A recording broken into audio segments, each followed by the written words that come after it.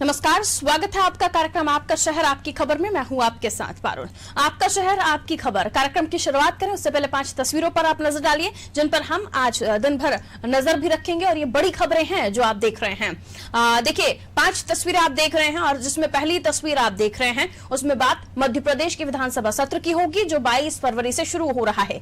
दूसरी तस्वीर जो आप देख रहे हैं उसमें हम बात करेंगे सीएम ने सीधी मामले में कितने अधिकारियों पर कार्रवाई की है और कितनों पर गाज गिरी है। तीसरी खबर में बात करेंगे मध्य प्रदेश में एक्शन में आए परिवहन मंत्री समेत अफसरों की। चौथी खबर में बात होगी पीएमओ में होने वाली शिकायतों और मध्य प्रदेश के अफसरों की लापरवाही की। पांचवी और अंतिम खबर इंदौर से है जहां प्रशासनिक अमले में भूमाफियाओं पर अब तक की सबसे बड़ी कार्रवाई की है। तो शुरू करते हैं खबरों का सिलसिला मध्य प्रदेश विधानसभा के बजट सत्र के साथ। तो मध्य प्रदेश विधानसभा का बजट सत्र 22 फरवरी से शुरू हो रहा है। इससे पहले 21 फरवरी को सर्वदलीय बैठक होगी। करीब 1 साल बाद फुल स्ट्रेंथ में विधानसभा का बजट सत्र नजर आएगा। हालांकि विधायकों के अलावा अन्य लोगों को प्रवेश की सीमित ही संख्या में रखा गया है। विधानसभा और एमएलए रेस्ट हाउस में आज से कोरोना टेस्ट भी शुरू हो गए हैं।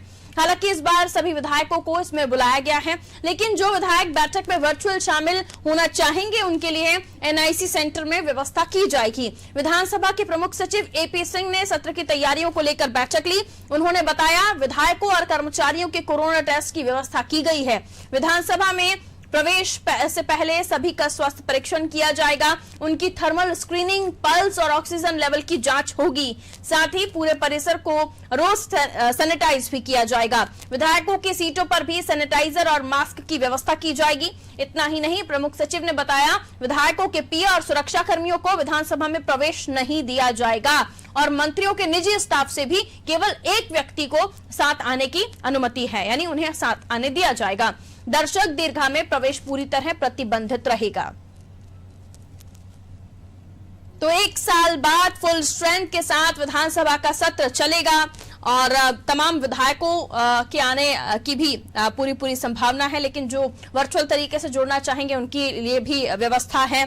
लेकिन हर बार की तरह इस बार ये सत्र पूरा चलेगा या नहीं, इस सत्र में खास बात क्या होगी, हम और भी समझने की कोशिश करते हैं। हमारे पॉलिटिकल एडिटर मनोज वर्मा जी हमारे साथ इस वक्त फोन लाइन पर बने हुए।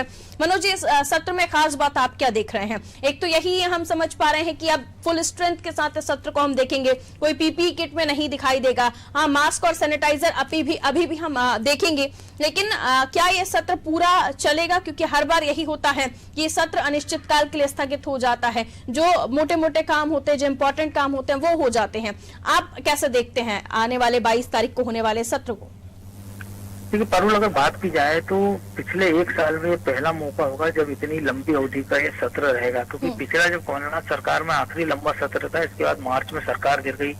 मुख्यमंत्री के रूप में शिवराज सिंह चौहान ने मार्च में शपथ ली और लगभग 10 महीने का समय उनको हो गया। इस बीच कई मौके ऐसे आए जब सत्र बुलाने की कोशिश की, केवल संवैधानिक बाध्यताओं के चलते वो सत्र बुलाया गया और उसका तुरंत अवसान कर दिया गया। पिछला सत्र तो इसीलिए केवल स्थगित कर दिया गया कि कहा यह गया कि विधानसभा में जो स्टाफ है वो बड़ी संख्या में कोरोना पॉजिटिव पाए गए।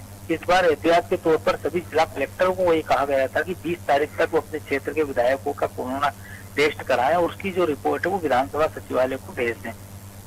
इस सत्र में इसलिए महत्वपूर्ण है क्योंकि इसमें बजट आना है। बजट को कैबिनेट की मंजूरी मिल गई है और पिछली बार लगभग 2 लाख करोड़ का ये बजट था और इस बार 2.25 लाख करोड़ का बजट होगा। इसके साथ ही पहला मौका है शायद देश के इतिहास में कि प्रोटेम स्पीकर के रूप में 10 महीने का कार्यकाल रामेश्वर शर्मा को हो गया है और अभी भी नए अध्यक्ष और विधानसभा उपाध्यक्ष का चयन नहीं हुआ है। तो इस बार विधानसभा अध्यक्ष का चयन होगा, जिसके लिए बाकायदा कांग्रेस और बीजेपी में रस्साकसी हमने को देखने को मिल सकती है, क्योंकि पहले परंपरा ये रही थी कि सत्तारूढ़ पार्टी अध्यक्ष का पद अपने पास रखती थी और उपाध्यक्ष का पद विपक्ष को देती थी। पिछली बार कांग्रेस ने परंपरा तोड़ी और अध्यक्ष और उपाध्यक्ष दोनों पद उनके पास ही रहे। बीजेपी ने भी इस बार कह दिया कि ये दोनों पद वो अपने पास रखेगी, तो कांग्रेस ने भी कह दिया कि वो दोनों पदों के लिए उम्मीदवार खड़ा करेगी। दूसरा, बजट सत्र के बाद कई सारे जो प्रश्नोत्तर हैं उस पर चर्चा होगी, ध्यानाकर्षण है कई सारे, और सरकार को घेरने का मौका विपक्ष के पास कई सारा। अभी हालिया अगर हम बात करें तो जहरीली शराब कांड हो, माफियाओं के खिलाफ कार्रवाई हो या सीधी जैसे बात हादसे की बात हो, इन सबको लेकर विपक्ष मजबूत घेराबंदी करेगा। पेट्रोल डीजल के दाम है, गैस के दाम है, क्योंकि मध्य प्रदेश में जो वेट है वो बाकी पड़ोसी राज्यों के मुकाबले सर्वाधिक ज्यादा है। कानून व्यवस्था की स्थिति को लेकर कांग्रेस सवाल खड़े करती रही है। तो निश्चित तौर पर पहली बार ऐसा हुआ पिछले लगभग 17 साल में कि कांग्रेस इतने बड़े मजबूत विपक्ष के रूप में सामने है। क्योंकि 2003 में जब सरकार गई थी, इसके बाद कांग्रेस 50-60 सीटों पर सिमट गई थी। वही कहानी हमने देखा था 2008 में दोहराई गई, वही कहानी 2013 में दोहराई गई। 18 में स्थिति दूसरी थी, कांग्रेस को वोट कम मिले थे लेकिन सीटें बीजेपी से 7 सीटें ज्यादा थी। ये बात हो रही कि उनकी सरकार चल नहीं पाई। तो एक मजबूत विपक्ष के नाते घेराबंदी का उनके पास अवसर है। और विपक्ष के साथ साथ सत्तारूढ़ पार्टी के विधायक भी चाहते हैं कि सत्र पूरे समय तक चले, क्योंकि जो जनता से जुड़े मुद्दे हैं। क्योंकि होता ये है कि कई बार जो विपक्ष के साथ साथ सत्तारूढ़ पार्टी भी जब अपने क्षेत्र के अफसरों को घेराबंदी करना चाहती है तो आम दिनों में सरकार की ओर से आश्वासन मिल जाता है। लेकिन विधानसभा एक ऐसी जगह है जहां वो अगर मामला उठाते हैं तो विधानसभा अध्यक्ष उस पर फौरन कार्रवाई का निर्देश देते हैं, या संबंधित विभाग के मंत्री या मुख्यमंत्री को कहना पड़ता है कि हम इसमें जांच करवाएंगे, सस्पेंड हो जाएंगे या कार्रवाई करेंगे। इसके साथ ही जो जनता से जुड़े मसले हैं उन पर चर्चा होती है। बजट सत्र में भी इसलिए खास है क्योंकि किसानों के लिए सरकार ने अलग से बजट लाने की बात की है। लगभग 25,000 करोड़ रुपए का प्रावधान उसके लिए हो सकता है। कोरोना काल में हो सकता है कि सरकार कुछ राहत, अभी जो गैस और पेट्रोल और डीजल पे कुछ रेट में राहत दे सकती है सरकार, क्योंकि मध्य प्रदेश में लगातार हमने जैसे पहले कहा कि भाव लगातार बढ़ते जा रहे हो। पेट्रोल जो सादा पेट्रोल है वो भी लगभग कई जिलों में 100 के पार हो गया है। इसके साथ ही ये जरूर किया जा रहा है कि जो मंत्री और विधायकों का स्टाफ है उनमें मंत्रियों के स्टाफ से एक व्यक्ति को विधानसभा में आने की अनुमति रहेगी।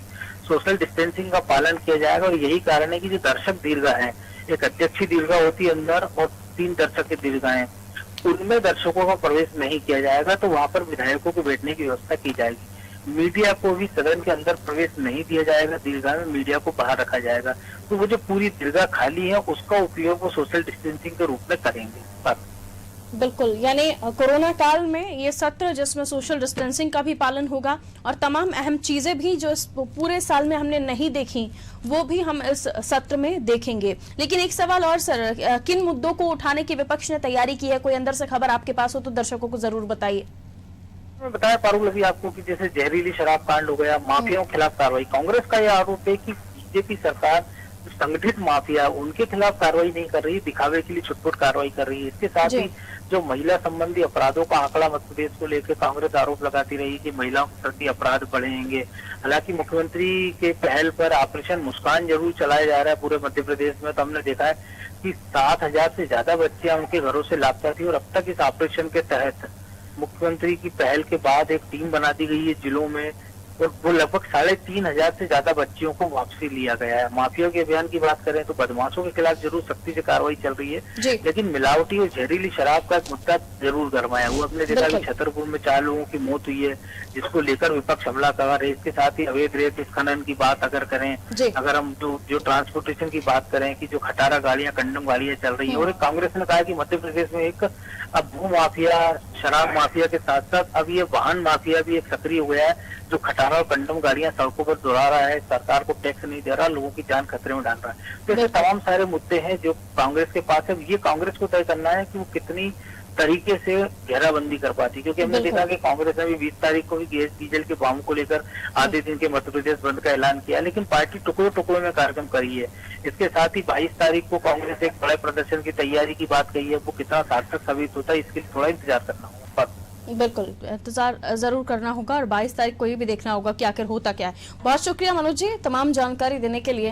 तो देखिए कई अहम मुद्दे हैं जो इन दिनों हम मध्य प्रदेश में हमने देखे हैं, चाहे वो जहरीली शराब हो, सीधी बस मामला हो, रेत खनन मामला हो, कई ऐसे मुद्दे हैं जिसे विपक्ष ने उठाने की तैयारी की है। लेकिन जैसे कि मनोज सर ने भी कहा कि वो कैसे घेराबंदी करते हैं ये देखने वाली बात होगी, क्योंकि जो आने वाले समय में भी प्रदर्शन होना है वो भी टुकड़ों में ही होता हुआ दिखाई देगा। आगे बढ़ते हैं। सीधी बस हादसे के 36 घंटे बाद मुख्यमंत्री शिवराज सिंह चौहान ने इस हादसे के लिए प्रारंभिक जांच के दौरान दोषी पाए गए सीधी आरटीओ, मध्य प्रदेश सड़क विकास निगम के मैनेजर, एडिशनल जनरल मैनेजर सहित 4 अफसरों को सस्पेंड कर दिया है।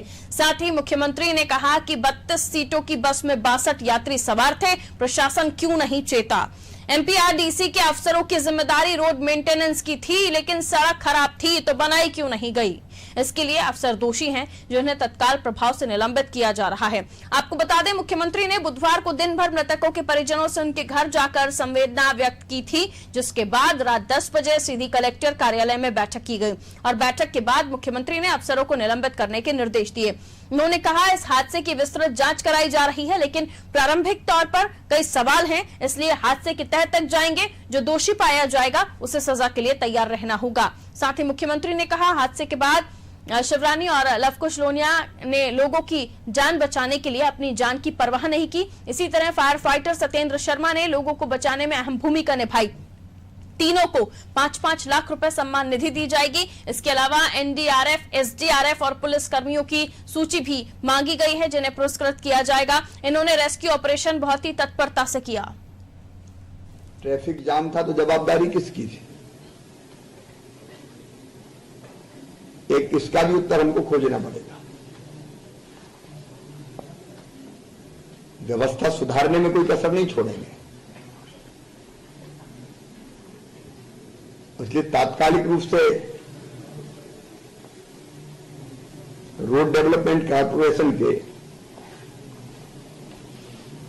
डीएम, एजीएम, मैनेजर जितने, उनको सबको मैं सस्पेंड कर रहा हूं। संबंधित आईटीओ को भी सस्पेंड कर रहे हैं। और भी अगर इसके लिए जिम्मेदार होगा तो उनको भी देखा जाएगा। प्रशासन क्यों नहीं चेता? हम इसकी तह में भी जाएंगे। मेरा किसी से राग और द्वेष नहीं है, लेकिन गलती अगर कोई करता है तो उसको सजा भुगतने के लिए तैयार रहना पड़ेगा। ये भी मैं तो सीधी हादसे के बाद सीएम शिवराज सख्त रवैया अपना चुके हैं और वो सख्त नजर आ रहे हैं। तमाम लोगों पर कार्रवाई की जा रही है, लेकिन सवाल उन्होंने वही पूछा जो कल तक हम भी पूछते रहे कि आखिर जो गलतियां हुई हैं उसका जिम्मेदार कौन। हालांकि प्रारंभिक तौर पर उन्होंने जो कार्रवाई करने के निर्देश दिए हैं उसमें जो बस मैनेजर हैं या तमाम जो अधिकारी हैं, जो तमाम जिम्मेदारी जिनके कंधों पर थी, उन पर भी कार्रवाई करने की बात कही जा रही है। रत्नाकर सर हमारे साथ इस वक्त फोन लाइन पर मौजूद हैं, हमारे न्यूज हेड। रत्नाकर जी, आप कैसे देखते हैं ये तमाम जो मामला निकलकर सामने आया? कल दिन भर भी हमने इस मामले को लेकर चर्चा की, इससे पहले जो हादसा हुआ उस पर भी हम बने रहे, लेकिन जिस तरह से मुख्यमंत्री शिवराज सिंह चौहान तत्पर तौर पर नजर आ रहे हैं, उन्होंने कार्रवाई की है, आगे इस एक्शन रिएक्शन का कोई इम्पैक्ट आप देख रहे हैं कि ये सुधार हो जाएगा? आज ही जो तस्वीर आई इंदौर में भी जो घटना हुई, उसके बाद मंत्री साहब का खुद निरीक्षण करने पहुंचना, लेकिन इन तमाम चीजों के बाद क्या सुधरेगी वो तमाम व्यवस्थाएं जिसकी वजह से इस तरह की घटनाएं होती हैं?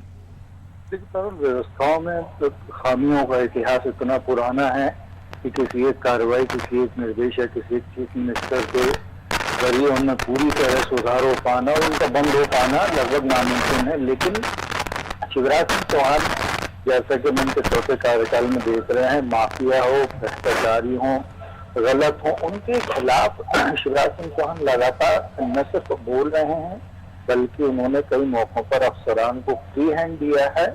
और जो हम देख रहे हैं माफिया के खिलाफ जो कार्रवाई चल रही है प्रदेश में, या दीगर गड़बड़ी करने वालों के विरुद्ध जिस तरीके से उनका आक्रामक तेवर है, उसी के परिप्रेक्ष्य में तय था कि सीधी हादसे के बाद में शिवराज सिंह चौहान बहुत सख्त कदम उठाएंगे और उनके कदम के पीछे हम थोड़ा सा अगर और चीजों पर गौर करें तो इस्लामाबाद में जब बम धमाके हुए थे, बारूद से कई लोग मारे गए थे, तो शिवराज सिंह चौहान जब वहां पहुंचे थे तो सड़क किनारे बैठकर उन्होंने गुस्से से भरे लोगों की बात सुनी थी, उन्हें सांत्वना दी थी और काफी हद तक उनके गुस्से को शांत करने में सफल रहे थे। सीधी हादसे के बाद से भी मीडिया से लेकर सोशल मीडिया और पीड़ितों से लेकर प्रदेश की आम जनता तक इस बात के लिए लगातार दबाव बना रही थी कि मुआवजा राशि से कुछ नहीं होगा, पीएम या सीएम की सांत्वना व्यक्त करने से कुछ नहीं होगा, इसमें एक्शन होना चाहिए।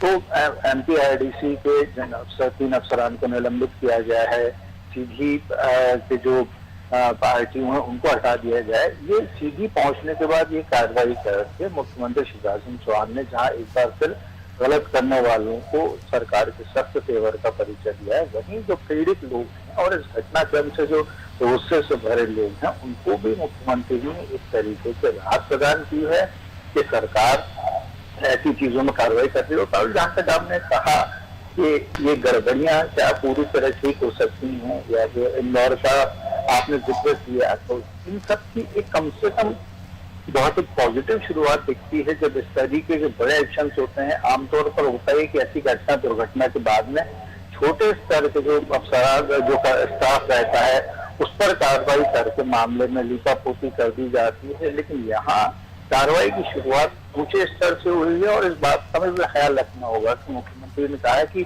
और भी जो लोग इसके दोषी पाए जाएंगे या आरोपी पाए जाएंगे उनके खिलाफ भी कार्रवाई की जाएगी। मतलब ये है कि विधानसभा सत्र से पहले निकाय चुनाव से पहले क्योंकि बहुत बड़ा इशू है जिसका कॉग्निजेंस प्राइम मिनिस्टर और देश के होम मिनिस्टर तक ने लिया था जी। तो ऐसे में इसका बहुत ज्यादा व्यापक हो चुकी है घटनाक्रम, बहुत ज्यादा फैल चुका है मामला। विधानसभा सत्र भी सिर पर है जिसमें निश्चित रूप से विपक्ष से लेकर सरकार के खिलाफ पूरी ताकत के साथ विधानसभा में उतरने की कोशिश करेगा। तो ऐसे सारे हालात के मद्देनजर क्योंकि एक्शन बहुत जरूरी था, बहुत रिक्वायर्ड था और बहुत ही एक तरीके का प्रेडिक्टेबल था। बस ये नहीं पता था कि किस किस तरह इसकी घास गिरेगी। आज ये क्लियर हो गया। आने वाले समय में पारुल इसके हमें और भी रिपोर्टेशन देखने के लिए मिल सकते हैं। बिल्कुल, बहुत शुक्रिया रत्नाकर जी हमारे साथ जुड़ने के लिए। तो आने वाले समय में कुछ और भी चीजें आपको देखने को मिल सकती हैं, लेकिन जिस तरह से मुख्यमंत्री ने कार्रवाई की है और जिस तरह से अधिकारियों पर गाज गिरी है, क्या आने वाले समय में, और हाँ, परिवहन मंत्री गोविंद सिंह राजपूत भी दिखाई दे रहे हैं, बसों का खुद ही निरीक्षण करने पहुंच गए। उन्होंने कहा है कि बस का मेंटेनेंस ओके है, बस के पास मेंटेनेंस का सर्टिफिकेट है, लेकिन बावजूद उसके वो बस मेंटेन नहीं है, तो उसमें किसकी गलती। आज वो निरीक्षण कर रहे थे तो कुछ इसी तरह की बात की थी। बहुत शुक्रिया रत्नाकर जी हमारे साथ जुड़ने के लिए। और आगे बढ़ेंगे, हम अगली खबर की तरफ रुख करेंगे जो सीधी बस से जुड़ी हुई है। और देखिए, सीधी बस मामला इतना बड़ा मामला है जो इस वक्त पूरे देश में चर्चा का विषय बना हुआ है और लोग ढूंढ रहे हैं कि आखिर इस हादसे की वजह क्या है, आखिर कहां कमियां रही, कौन सी गलतियां हुई। चलिए, सीधी बस हादसे के बाद अब एक बार फिर प्रशासन की नींद खुल चुकी है। सीएम के निर्देश के बाद परिवहन विभाग ने आज से यात्री वाहनों की जांच का अभियान चलाया है। खुद प्रदेश के परिवहन मंत्री गोविंद सिंह राजपूत राजधानी भोपाल के 11 मील चौराहे पर पहुंचे और बसों के कागजों की जांच की, साथ ही यात्रियों से चर्चा की। और साथ ही परिवहन मंत्री गोविंद सिंह राजपूत ने कहा, सुप्रीम कोर्ट की गाइडलाइन का पालन न करने वाले बस संचालकों के खिलाफ कार्रवाई की जाए। जांच अभियान में लापरवाही या कोताही न बरती जाए, चाहे वो रसूखदार हो। यदि नियमों का उल्लंघन किया तो कार्रवाई की जाए। साथ ही राजपूत ने अफसरों से कहा कि किसी का फोन आए तो भी कार्रवाई न रोकी जाए। आपको बता दें, हादसे के बाद भोपाल आरटीओ उड़न दस्ते ने बुधवार से ही यात्री बसों की चेकिंग शुरू कर दी है। सीधी हादसे से सबक लेकर परिवहन मंत्री गोविंद सिंह राजपूत औचक निरीक्षण कर रहे हैं। आप देख सकते हैं कि 11 मील स्थित बाईपास पर इस वक्त परिवहन मंत्री गोविंद सिंह राजपूत मौजूद हैं। उनके साथ परिवहन विभाग के आला अधिकारी मौजूद हैं, आरटीओस मौजूद हैं और बस की फिटनेस के साथ ही तमाम तरह के जो हाईकोर्ट की, जो सुप्रीम कोर्ट की गाइडलाइन है परिवहन बसेस को लेकर, उन सभी गाइडलाइन का पालन बसेस में किया जा रहा है या नहीं, इस सब की जाँच भी की जा रही है। और यात्रियों से बातचीत की जा रही है, यात्रियों से फीडबैक लिया जा रहा है, इमरजेंसी गेट है या नहीं है, कैमरा है या नहीं है, फिटनेस को भी लगातार जांचा जा रहा है। तो बेहद महत्वपूर्ण है कि क्योंकि इस दौर में जिस तरीके से हम देख रहे हैं कि लगातार जो बसेस हैं उनके द्वारा पालन नहीं किया जा रहा है, गाइडलाइंस का जो गाइडलाइन बनाए गए हैं, तो उसको लेकर आज खुद परिवहन मंत्री गोविंद सिंह राजपूत दूसरी बस का निरीक्षण करने पहुंचे हैं। तो क्या कहना चाहिए, उनसे बातचीत करते हैं। कई खबरें पड़े, किसी के परमिट नहीं मिले हैं, किसी का अभी आपने देखा कि इमरजेंसी गेट बंद हो रहा है क्या? इतनी बड़ी गलती करते हैं लोग। जो भी कमियां पाई जा रही हैं उसमें इनको बंद किया जा रहा है। परमिट निरस्त होंगे, किसी की फिटनेस निरस्त होगी, कई को थक थाना भेज दिया जाएगा और ये प्रक्रिया नियम पे चलेगी। ये प्रक्रिया आज की नहीं हमेशा की रहेगी।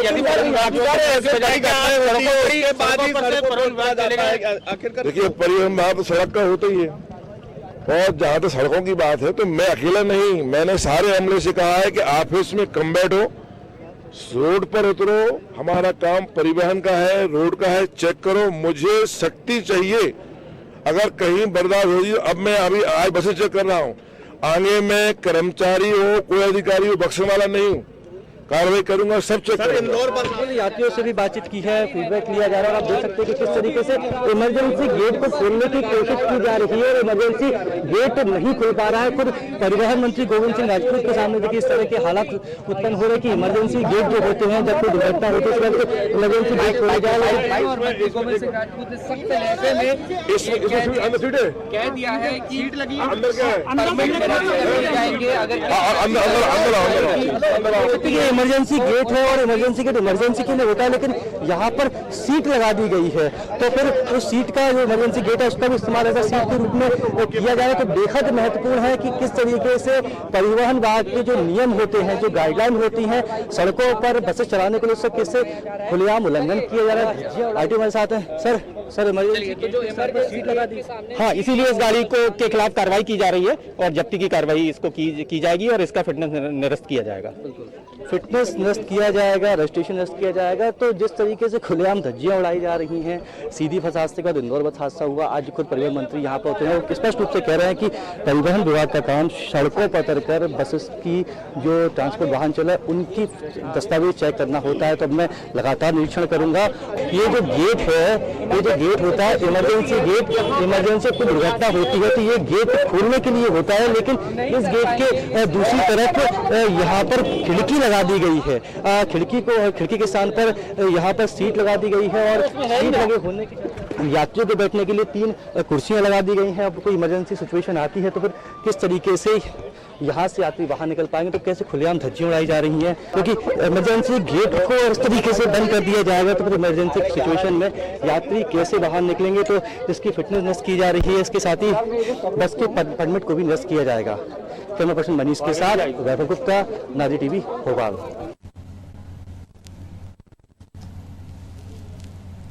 तो मंत्री गोविंद सिंह राजपूत खुद निरीक्षण करने पहुंच गए थे और जब वो बसों का निरीक्षण कर रहे थे तो उन्होंने इमरजेंसी गेट को चेक किया। आप देखिए सीधी बस मामले में जो लोग गेट के आसपास थे वो लोग बाहर निकल कर आए थे। ड्राइवर भी कुछ लोग पहले ही हादसे के समय उन्होंने जैसे ही भांपा कि बस गिर रही है वो कूद गए, लेकिन जो बस के अंदर थे जो नहीं निकल पाए वो उनकी मृत्यु हुई थी। और अभी गोविंद सिंह राजपूत चेक कर रहे थे इमरजेंसी गेट को जो नहीं खुला। आगे बढ़ते हैं, अगली खबर की ओर रुख करेंगे। प्रधानमंत्री नरेंद्र मोदी अपने भाषणों में सरकारी तंत्र और योजनाओं के क्रियान्वयन तक में गुड गवर्नेंस का दावा करते रहे हैं, लेकिन जमीनी हकीकत चौंकाने वाली है। इसके लिए ऑनलाइन नेटवर्क तो बना पर मध्य प्रदेश के अफसर बेपरवाह बने हुए हैं। मध्य प्रदेश से पीएमओ भेजी गई 47,000 से ज्यादा शिकायतों का निराकरण नहीं हो पा रहा है। ये स्थिति तब है जब पीएमओ ने शिकायतों पर कार्रवाई के लिए रिमाइंडर तक भेजे हैं। वहीं सीएम हेल्पलाइन की स्थिति तो इससे ज्यादा भी खराब है। यहां आने वाली शिकायतों का निपटारा करना तो दूर, अफसर ऑनलाइन मिलने वाली शिकायतें लिखने के लिए लॉगिन तक नहीं कर रहे। कुछ जगह ऑपरेटर लेवल के स्टाफ को आईडी पासवर्ड दे रखे हैं। मंत्रालय सूत्रों ने बताया कि प्रधानमंत्री कार्यालय के सीपी ग्राम पोर्टल पर पूरे देश से शिकायतें दर्ज की जाती हैं, जिसमें वर्तमान में मध्य प्रदेश की 47,944 शिकायतें पेंडिंग हैं। इसे लेकर पीएमओ ने संबंधित विभागों के अफसरों को 6 नवंबर 2020 को रिमाइंडर भी भेजा, लेकिन इसका असर नहीं हुआ। पीएमओ में शिकायतों की बात करें तो सबसे ज्यादा इंदौर जिले की शिकायतें पेंडिंग है। इसके अलावा सबसे ज्यादा शिकायतें सागर जिले के स्वास्थ्य विभाग की हैं। मध्य प्रदेश के प्रमुख 7 शहरों में इनमें इंदौर, ग्वालियर, भोपाल, सागर, रीवा, सतना और उज्जैन में ही करीब 20,755 शिकायतें लंबित हैं। प्रदेश में सरकार के कामकाज में सुधार और सुशासन के लिए अटल बिहारी वाजपेयी सुशासन और नीति विश्लेषण संस्था काम कर रही है, लेकिन बीते 13 साल में संस्थान ने सरकार को सुशासन की दिशा में सुधार के लिए खास सुझाव तक नहीं दिए, जबकि संस्थान पर हर साल करीब 8 करोड़ रुपए खर्च होते हैं। तो अपने आप में परेशान करने वाली खबर कि जो हेल्पलाइंस बनाई जाती हैं, हम सोचते हैं कि हम उस पर कॉल करेंगे और उसके बाद कहीं जवाब आएगा, जैसे कि खुद मुख्यमंत्री प्रधानमंत्री कहते हैं कि आपकी समस्याओं का निराकरण होगा, लेकिन ये स्थिति जो धरातल पर है वो इससे उलट है। ऐसा कुछ नहीं हो रहा है। जो आंकड़े आए हैं कम से कम वो तो यही कहते हैं। आगे बढ़ते हैं। मध्य प्रदेश में मुख्यमंत्री के निर्देश पर भूमाफियाओं पर कार्रवाई लगातार जारी है। इसी के तहत इंदौर में प्रशासनिक अमले ने भूमाफियाओं के खिलाफ अब तक की सबसे बड़ी कार्रवाई की। प्रशासन और पुलिस विभाग ने संयुक्त कार्रवाई करते हुए करीब 3,250 करोड़ की जमीन को भूमाफियाओं से मुक्त कराया। जानकारी के मुताबिक करीब 2 दशक से भूमाफिया इस जमीन पर काबिज थे, जिसकी कई बार स्थानीय लोगों ने शिकायत की। इतना ही नहीं, MIG थाने में 2 और खजराना थाने में 4 FIR दर्ज की गई। वहीं पीड़ित परिवार ने मुख्यमंत्री शिवराज सिंह चौहान से भी मुलाकात की है, जिसके बाद मुख्यमंत्री ने कार्रवाई का आश्वासन देते हुए कलेक्टर मनीष सिंह को जांच के साथ कार्रवाई के निर्देश दिए हैं। कलेक्टर मनीष सिंह और DIG मनीष कपूरिया के निर्देश पर प्रशासनिक अमले ने बुधवार देर रात कार्रवाई शुरू कर दी है। और चलिए इसी खबर को हम और भी समझने के लिए रुक करते हैं। इंदौर से संवाददाता कमलेश हमारे साथ इस वक्त फोन लाइन पर जुड़े हुए हैं। कमलेश्वर, क्या कुछ कार्रवाई इस मामले में की गई है? भूमाफियाओं को खत्म करने की ठान ली है सरकार ने और इसी के तहत तमाम भूमाफियाओं के जो आशियाने हैं, जो उन्होंने अतिक्रमण कर रखा है, उसे ध्वस्त करने की तैयारी है। अब जब हम देख रहे हैं कि MIG थाने में 2, खजराना थाने में 4 FIR दर्ज है, तो किस तरह की कार्रवाइयां वहां पर हो रही है, विस्तार से बताइए। देखिए, सबसे बड़ी बात तो यह है कि भूमाफियाओं में सहकारी साख संस्थाओं की सबसे बड़ी जो जड़ है वो भूमाफिया बनाती है। ये लंबे अरसे से कार्रवाइयां चल रही हैं, आज की नहीं है। ये शिकायतें जो है वर्षों से चल रही हैं। ये जो भूमाफिया जो आज पकड़ में आए हैं, इन पर पहले भी कार्रवाइयां हुई हैं अलग अलग समय में, लेकिन अभी फिलहाल जो 5 कॉलोनियों जिनके नाम लिए जा रहे हैं, अयोध्यापुरी और देवी अहिल्या गृह निर्माण संस्था, ये जो प्रमुख हैं, इनमें विमल लोहाड़िया, पुष्पेन नीमा, दीपक जैन उर्फ दीपक सिसोदिया, दिलीप सिसोदिया, रणवीर सिंह सूदन, प्रतीक संघवी, सुरेंद्र संघवी, मुकेश खत्री, ये ऐसे नाम हैं जिन पर सख्त कार्रवाइयां की गई है। अभी बीच में मुख्यमंत्री आए थे और पीड़ितों ने इनसे बातचीत भी की थी, तो इसके बाद जो प्रशासन एक्शन में आया है और ये गृह निर्माण संस्थाओं में जो लेप-लाली है, इनमें भूखंड की जो भूखंड का एरिया होता है, प्लाट साइज होता है, वो बड़ा प्लाट, छोटे प्लाट कर दिए गए, भूखंड गायब कर दिए गए, ऐसी तमाम सारी शिकायतें इनके खिलाफ मिली हैं। और प्रशासन ने रात को कलेक्टर के बंगले पर रणनीति बनी और वहां से ही प्रशासनिक अमला रवाना हो गया और अचानक से दबिश देकर मुकेश खत्री को सबसे पहले गिरफ्तार भी कर लिया गया था इसमें। और दिन में जो है बाकी कुछ लोग फरार भी बताए जा रहे हैं। दोपहर में करीब 11 बजे जो है कलेक्टर और DIG कपूरिया ने प्रेस कॉन्फ्रेंस के माध्यम से पूरी घटना को मीडिया के सामने रखा। हालांकि अनादि टीवी के पास रात के फुटेज मौजूद थे और वो हमने चलाए भी हैं। अब जो है प्रशासन की ये कार्रवाई से भूमाफियाओं में कहीं ना कहीं हलचल तेज हुई है, लेकिन और उम्मीद है इंदौर में कि और भी कार्रवाइयां आगे हो सकती हैं। बिल्कुल, तो इस कार्रवाई के बाद हलचल तेज होना और भूमाफियाओं के हौसले ध्वस्त होना, उन्हें पस्त करना, ये बड़ी बात होगी कमलेश्वर, क्योंकि 2 दशक से अगर भूमाफिया पनप रहा है तो किसकी शय पर, और अब उसे ध्वस्त किया जा रहा है, तो आगे भी उसके हौसले ना बढ़े, आगे फिर वो कोई अतिक्रमण ना कर ले, इस पर भी गवर्नमेंट को ध्यान देना होगा। अगर ऐसा होता है तो ये कार्रवाई सक्सेस मानी जाएगी, लेकिन नहीं होता है तो सिर्फ अतिक्रमण ढा देने से ही कुछ नहीं होने वाला, वो फिर खड़ा कर लेंगे एक और आशियाना। चलिए, इसी के साथ आपका शहर आपकी खबर में इतना ही, और खबरों के लिए आप देखते रहिए अनादि टीवी। नमस्कार।